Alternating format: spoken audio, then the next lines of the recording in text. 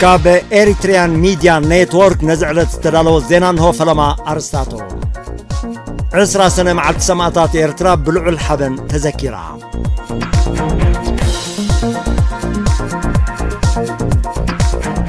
أب عمر كابر نوس زبا فرو ناي مباتا بيت مرتتانيتا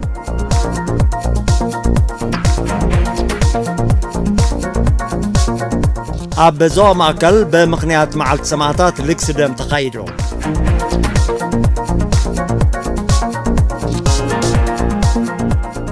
بروجكت قدب إثيوبيا من محدارا وصقام كم زنبرة تقاليتو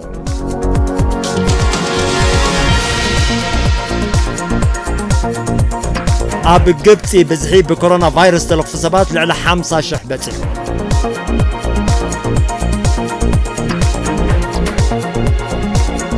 سريلانكا بعينتون هاي فلما مخانس تقالته بيت مذكر راب تحت بحري تهانيتو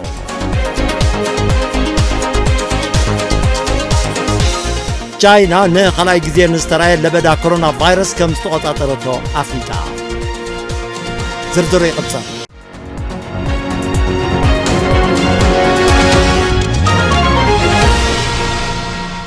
عسرا سنة مع السماطات إرترا ويشتا هاجرن وطان بلعو الحبن تذكيرا ابتعلت ساعة شمونتا نقهو اب مكان مقابر حربنياتات اسمرا بستخايدة اب منبر عمبابات رايس تحترا وقعو سنة سرعات بريزيدنت إساياس أفورقي أخليل عمبابا أمبيروم اب كلن زباطات هاجرناون اتناي زخر سنة سرعات اب مقابر حربنياتات عمبابا بمنباريو تقايدوم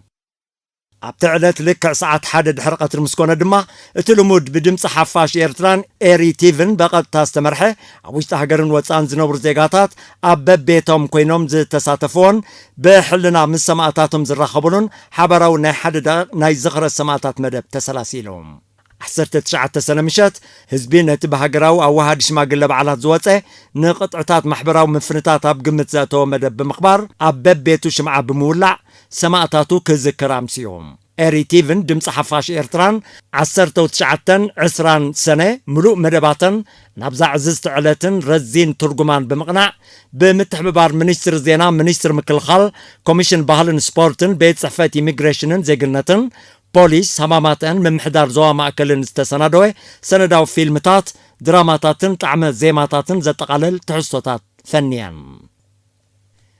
إيرتراويان نبرتي أبو دابن دباين حبرات إمارات عرب كمون الدوحة قطر زخر 10 سنة مع السماطات إيرترا بلعو الحبن ذكيرهم تشمع بمولع استخايدة ناي زخر مدب من سلو كنتات لبدا كورونا فيروس حقتات زنوبر لن حقرات بزفقو دا قبابات كم استخايدة كابتو بوتات بطحنا حبريتا أنا تيروم أبتي وسون تساتفوز نبرة سنة سرعات 10 سنة شمعان طوافن بمبرهت رايزيكوني من سماعتاتنا بمنفس تراخبنا حجروم لمتكبار مبسعنا نحدث الله كمون بزعبا زحلفة قعوزنا لنفسنا إن حتى الله رزان علت مخانات قلت مدرتات قريبهم أب عمر كابر نوز زبا فرو حداث نيمة باتا بيت مرتتهانيسا ناقل قلوت دلو تخينا زانتن عبيد متزلو دليت مرتن قطري تساتفنتن مئنقاد زلتهانسات 6 كفلتات زلوا زمناويت بيت مرتي مسارتاو تحت قرص الزمالات بمخانا تمهرو بزيت سقم تمرتوم ككتاتلو عدل زفتر يوم احنا اصطاب بيت مرتن اتوم نخمهرو ناب كتما فرو زخدو زنوبر تمهرو الروف تابرس مفترا نمترناف عدتاتون عبيات تواتسو كهلوا يوم متحببار أبلات حيلتات مكل خالد تهنصت ناي مباتا بيت تمرتي عمر كابره نتي أبداسات كوهاب سنحا قلقلو تمرتي بمتكا أب مسرح ممهرن مستمهرن وانتاو تسلوا كم زهلوا يمان سقام منبر ممهران نمفتحون كلتا كفلتات تسريحنا الله أب زبا ماكل بمخنيات معلت سماتات إرترا لقس دم تخايدوهم مسرت زي عبالات بيت صحفت من محدار نوس وبعداق حموسن ولنتاويان نبرتن سنت ببنياتات كمون من سيات وانجيلاوي تلو تراويت بيت كريستيان إيرتران كالوت ولكا زيغاتاتن بدمر 285 كرتيت دم لقيصام تمدب مغزلتان ايتي بموهاد محبر ولنتاويان لقست دمن عقل قلوت هقراو بانك دمن زكايت هيوت ناي مدحان نتفتات يوم محبر ولنتاويان لقست دم إيرترا أب كل تشحن شدشتن بوسن عقميز تبقى خوينو أب كل تشحن 13 بدرجة هجر كم زقومه يفلات ازي إريتريان ميديا نيتورك يوم ناب زينة تتوصح نسجر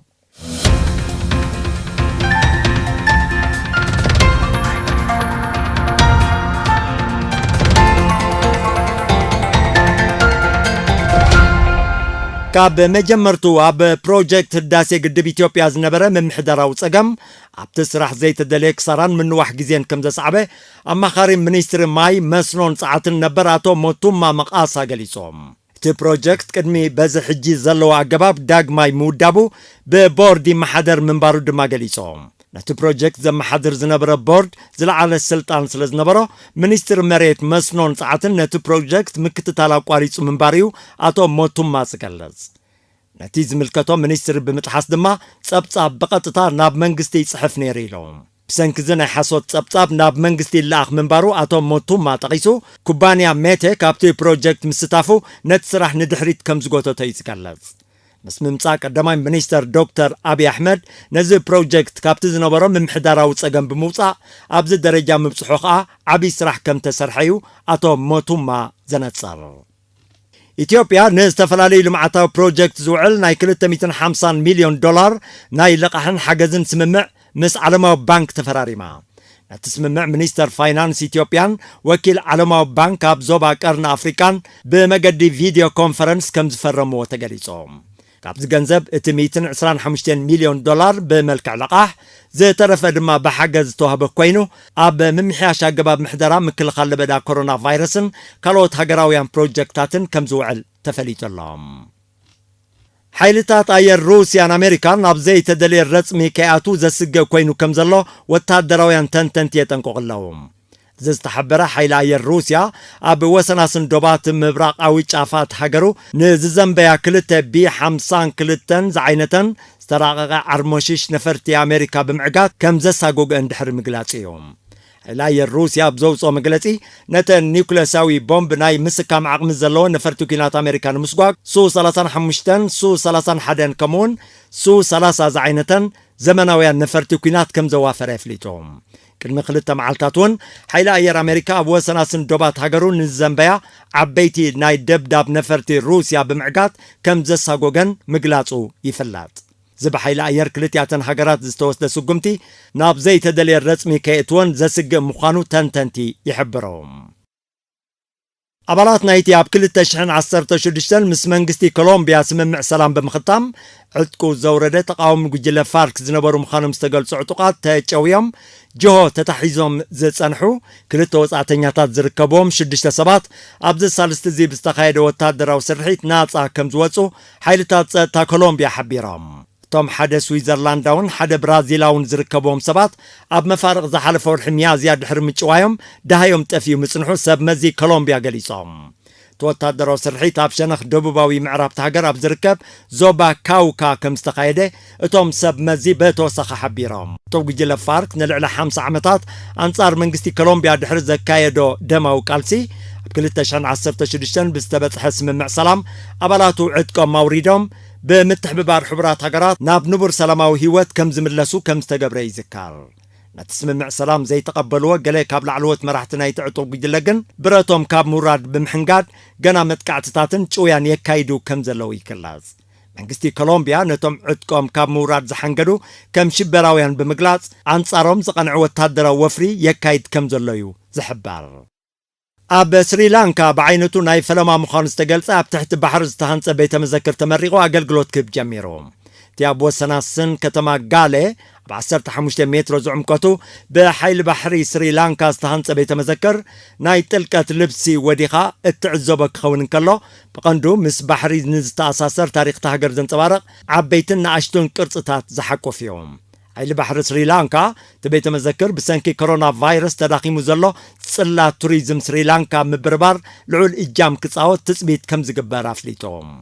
እቲ ናይ ትሕቲ ባሕሪ ቤተ መዘክር ንምዕቃብ ተባሂሉ ዝተኣከበ መራኽብን ካልእ ቅርጽታትን ኣብ ምርባሕ ዓሳታት ልዑል እጃም ከም ዝህልዎ ክኢላታት ስነ ኣከባቢ ስሪላንካ ይገልጾም ቻይና ኣብ ርእሰ ከተማ ቤጂንግ ንኻልኣይ ግዜ ዳግማይ ንዝተረኣየ ለበዳ ኮሮና ቫይረስ ከም ተቆጻጸረቶ ኣፍሊጣ እቲ ኣብ ሓደ ፍርያት ባሕሪ ዝሽየጠሉ ዕዳጋ ዝተረኣየ ኮሮና ቫይረስ ቻይና ነቲ ሕማም ከም ዝተቆጻጸረቶ ድሕሪ ምግላጻ ብምኽሳቱ ኣብ ልዕሊ ቻይናውያን ከቢድ ስምባር ፈጢሩሎም ለበዳ ኮሮና ቫይረስ ውሃን ናብ ዝተባህለት ከተማ ቻይና ከም ዝተበገሰ ይፍላጥ ተኾነ ቻይና ነቲ ናብ መላእ ዓለም ብምዝርጋሕ ህይወት ኣማኢታ ሽሓት ዝቐዝፍ ዘሎ ኮሮና ቫይረስ ኣብ ሓፂር እዋንያ ኣብ ምቁፅጻር እትያቶም ኣብ መንጎ መንግስቲ ሊብያን ተቃውምቱን ስምምዕ ምቁራጽ ተኽሲ ክብጻሕ ኣብ ዝካየድ ዘሎ ጻዕሪ መንግስቲ ኣሜሪካ እጃሙ ከበርክት መንግስቲ ሩስያ ጸዊዑ ሚኒስተር ጉዳያት ወጻኢ ሩስያ ሰርጌይ ላቭሮቭ ኣብ ዝሃቦ ጋዜጣዊ መግለጺ ኣብ መንጎ ተቐናቐንቲ ወገናት ሊብያ ስምምዕ ምቁራጽ ተኽሲ ክብጻሕ ዝግበር ዘሎ ጻዕሪ ንምዕዋት መንግስቲ ኣሜሪካ ንዘለዎ ጽልዋ ተጠቒሙ እጃሙ ከበርክት መንግስቲ ሩስያ ከም ዝድግፍ ገሊጾም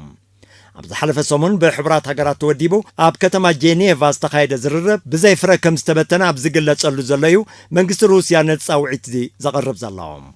ኣብ መንጎ መንግስቲ ሊብያን ብጀነራል ኸሊፋ ሓፍተር ዝምርሑ ተቃወምቲ ሓይልታትን ኣብ 2014 ዝካየድ ዘሎ ግጭት ንጸጥታዊ ቅልውላው ሊብያ ኣብ ተኣፋፊ ደረጃ ኣብፂሕዎ ከም ዘሎ ይፍለጥ ሕቡራት ሃገራት ተቐባልነት ዝረኸበን ከተማ ትሪፖሊ ዝመደበሩን መንግስቲ ሊብያ ንሰሜናዊ ምዕራብ ሃገር ከም መሓደር እንከሎ ኣብ ከተማ ቤንቃዚ ዝመደበሮም ተቃወምቲ ሓይልታት ድማ ንምብራቃዊ ሸነኽ ተቆጻጺሮም ከም ዘለዉ ይፍለጥ ተቃወምቲ ሓይልታት ሊብያ ካብ ዝሓለፈ ዓመት ንከተማ ትሪፖሊ ንምቁፅጻር ድሕሪ ዝኸፈትዎ መጠነ ሰፊሕ መጥቃዕቲ ናብ ወሰናስንታ ከተማ ተጸጊዖም እኳ እንተጸንሑ ኣብዚ እዋን ግን ብሰራዊት መንግስቲ ተደፊኦም ካብቲ ሒዞምዎ ዝነበሩ ቦታታት ይለቁ ከም ዘለዉ ይሕበር ቀንዲ ጠንቂ ናይቲ ተጓሃሂሩ ዘሎ ግጭት ሊብያ ግዳማውያን ሓይልታት ዝገብሮ ምትእትታው ምዃኑ ተንተንቲ ህሉው ኩነታት ይገልጾም ዘኸበርኩም ተኸታተልቲ ኤሪትሪያን ሚድያ ኔትወርክ ዜና ቅድሚ ምፍጻም ኣርስታቱ ክደግመልኩም 20 ሰነ መዓልቲ ሰማዕታት ኤርትራ ብልዑል ሓበን ተዘኪራ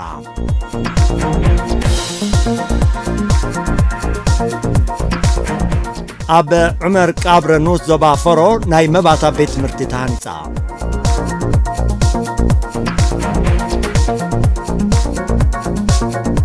ኣብ ዞባ ማእከል ብምኽንያት መዓልቲ ሰማዕታት ልግሲ ደም ተኻይዱ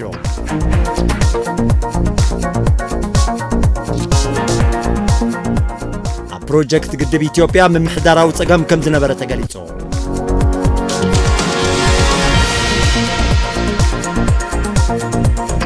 ኣብ ግብፂ ብዝሒ ብኮሮና ቫይረስ ተለኽፉ ሰባት ልዕሊ 50,000 በፂሑ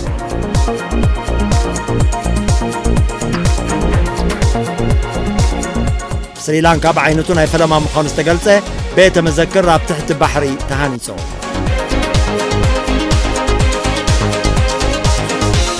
ቻይና ንኻልኣይ ግዜ ንዝተረኣየ ለበዳ ኮሮና ቫይረስ ከም ዝተቆጻጸረቶ ኣፍሊጣ